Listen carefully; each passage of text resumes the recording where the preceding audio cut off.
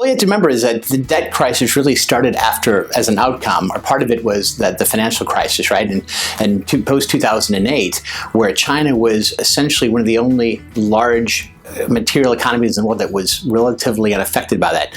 What they did is they obviously put a lot of money into the economy. So there was a lot of, the liquidity was very robust. They put a lot of regulations in place to be able to free up liquidity. And a lot of companies, purchased a lot of debt. And so what happens is that was kind of free flowing for about 9-10 years almost, say around 2016, 2017, where essentially they turned the tap off. And so what happens is that you look at the issue now is going to be, for private companies, is going to be one of liquidity. Right?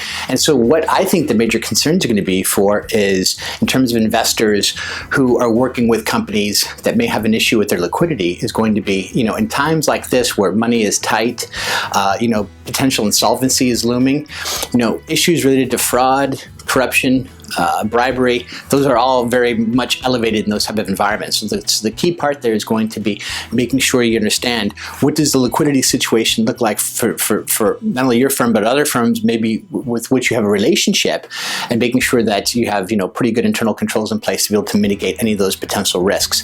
I think the debt crisis is going to be, I think that had a bigger impact to the Chinese economy than the trade war did.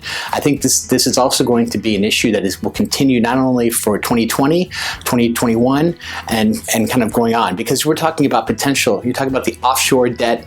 The onshore debt, is many times the size of that. And that's really where a lot of the issues lie. So the question is always going to be, will the Chinese government allow insolvencies? And so what happens is that, we're starting to see a little bit of that, but I think we won't really know the full extent of what's going to happen for the next couple of years. But I think that is the debt issue, I think, is the biggest issue that China is facing in the next few years, more so than the trade war, the trade conflict, and more so than anything else. I think that is what's going to affect the Chinese economy.